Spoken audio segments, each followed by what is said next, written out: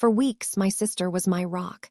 We cried together, we searched together, and we held on to the hope that my husband, Mark, would come home. She was the only one who seemed to get how much pain I was in. But what I didn't know was that every tear she shed was a lie. Every comforting hug was a betrayal. She wasn't helping me find my husband. She was helping me search for a body that she already knew she had buried. Before the silence, my life felt perfect. Almost too perfect, you know? The kind of perfect you see in a movie where you're waiting for something to go wrong. My husband, Mark, and I built that life together. We met in college, and for 10 years, it felt like our love was enough to conquer anything. We built our dream house on a quiet street, featuring a big front porch and a garden that I obsessed over. Every flower I planted felt like a promise for our future. Mark had this deep, rumbling laugh that could fill the whole house and make you feel safe. He'd built his architectural firm from the ground up, and I felt immense pride in his achievements. He wasn't my husband. He was my partner, my anchor. And then there was Clara, my sister, 2 years younger and my other half, or so I thought. We had that cliché sister bond, finishing each other's sentences. When I brought Mark home for the first time, she pulled me aside and whispered, "He's the one, Amelia. Don't you dare let him go." Over the years, she became a part of our lives. Sunday dinners, movie nights, holidays. When she went through a rough breakup, she stayed on our couch for a month. We were her safe place, and I loved that our life was big enough to shelter the people we cared about. I thought she wanted a love like ours, not ours. That was my first mistake.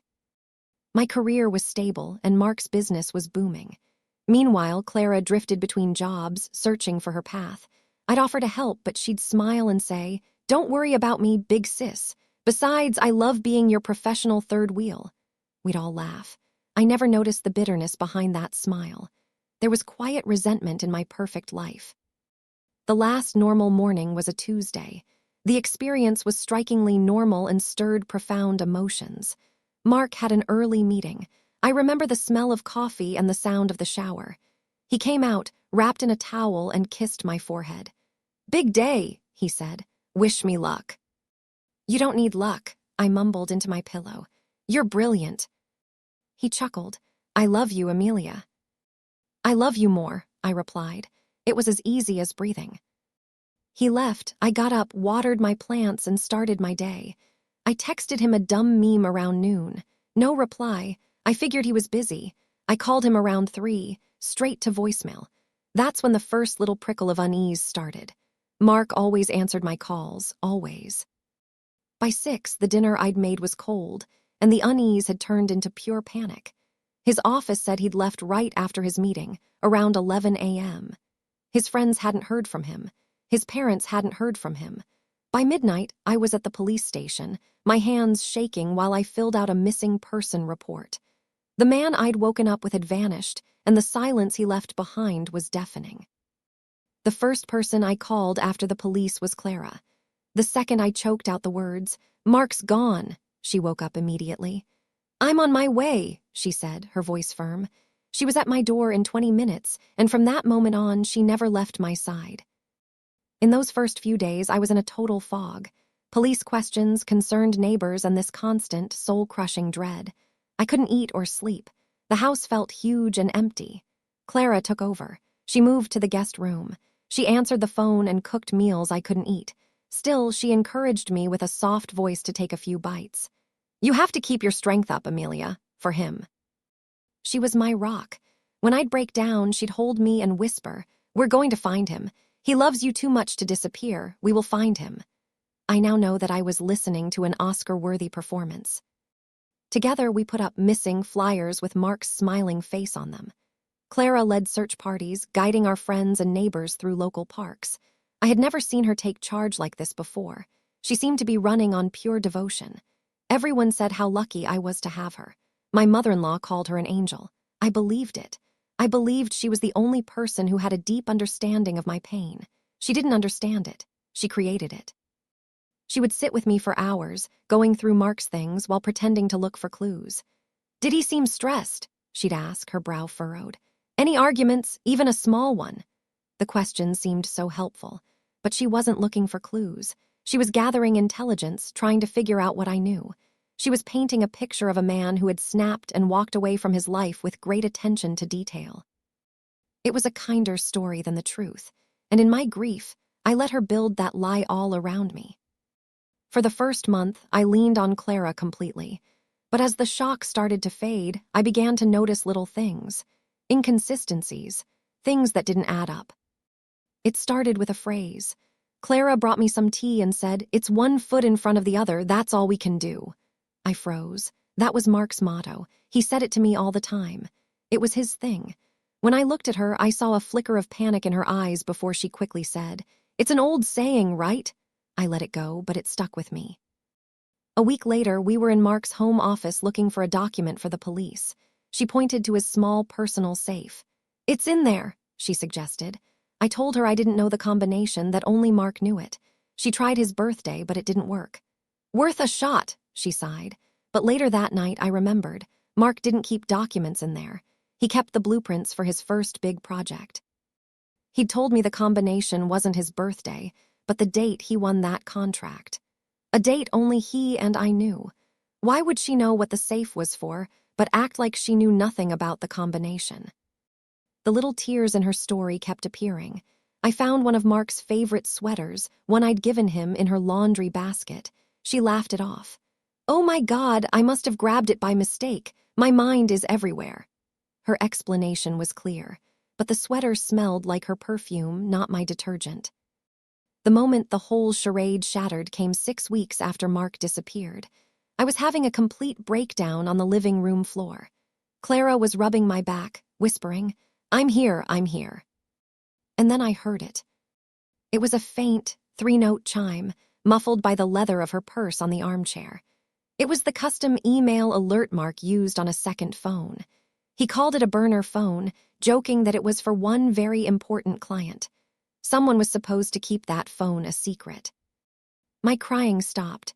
The blood in my veins turned to ice. It was impossible. His phone was with the police, both of them. I looked at Clara. The sound came again. Chime, chime, chime. "What was that?" I whispered. She froze. "What was that? I didn't hear anything." Her eyes darted to her purse for a split second, but I saw it. In that moment, the fog of grief burned away and was replaced by a terrifying, crystal clarity.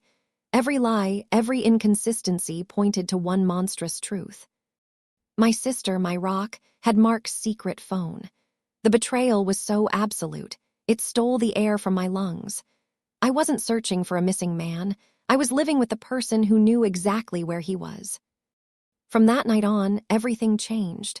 I still acted like the grieving sister, but inside, my trust in Clara turned into cold, methodical rage. She thought she was in control. She had no idea that her slip-up had given me a purpose. I wasn't a victim anymore. I was an investigator. I waited until she was asleep each night, and then I got to work. I started with our finances. It didn't take long to find it. A new credit card opened in my name a week before Mark disappeared. The charges were odd.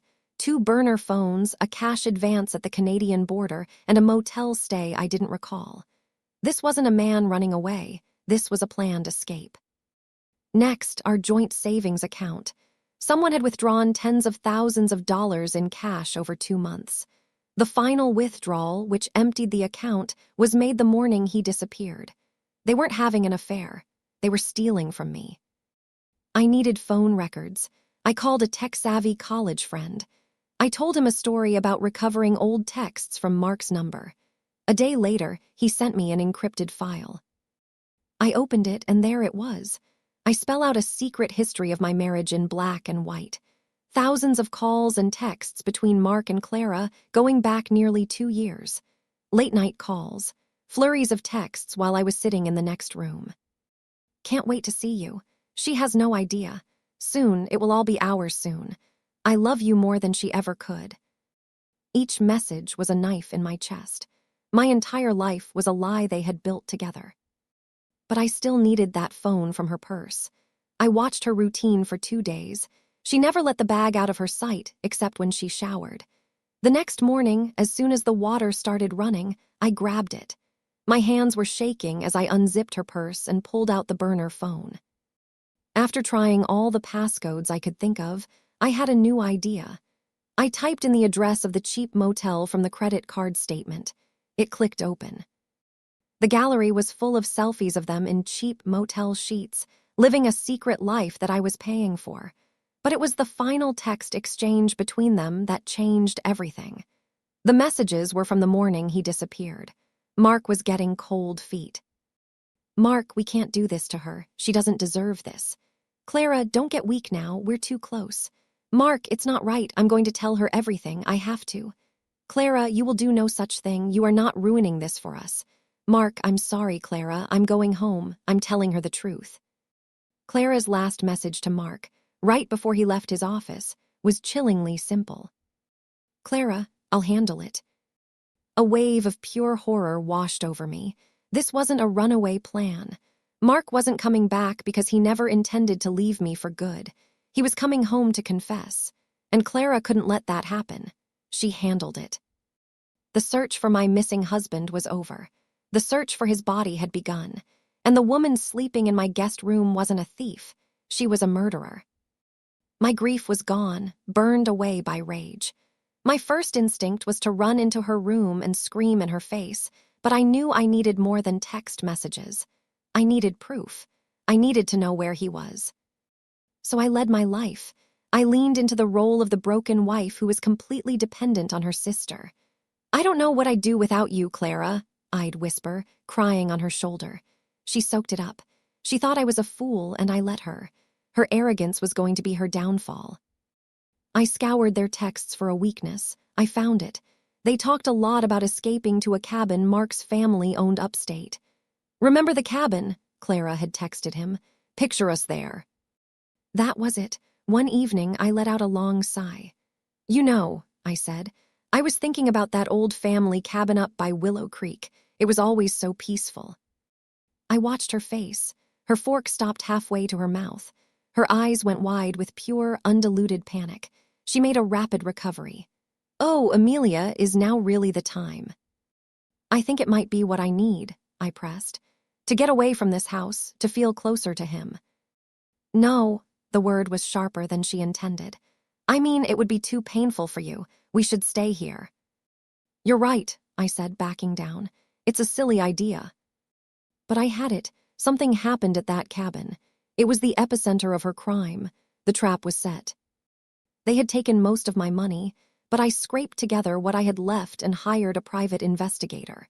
Frank was an ex-cop with tired eyes who told me nothing could shock him. I didn't share my entire theory. I just mentioned that my husband was missing and that the family cabin might be important. For 3 days, I felt tense. I played my part while Frank was away. I walked the grounds where my husband likely took his last breath. The call came on a Friday. I was in the garden pulling weeds. It was Frank.